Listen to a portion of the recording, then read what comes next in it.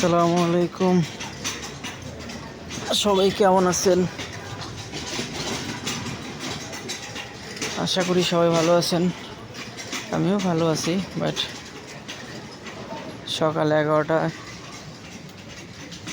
ডিউটিতে, আর এখন বাজে রাত প্রায় 12টার মতো, 12টার কাছাকাছি। তো আসলে নিজের যে মূল্যবান সময়টুকু এগুলো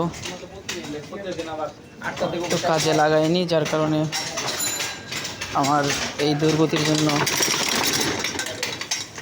আমি নিজেই দায়ী। তো আমি একটা কথা মানুষকে, মানে আমার যারা জুনিয়র আছে তাদেরকে বলতে চাই, যদি পারো তাহলে নিজের যেই সময়টুকু আছে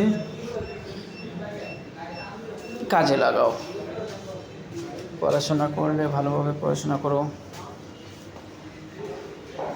আর যদি পড়াশোনা মনোযোগ না হয় এরকম, তাহলে নিজে কোনো কাজে ট্রাই করো।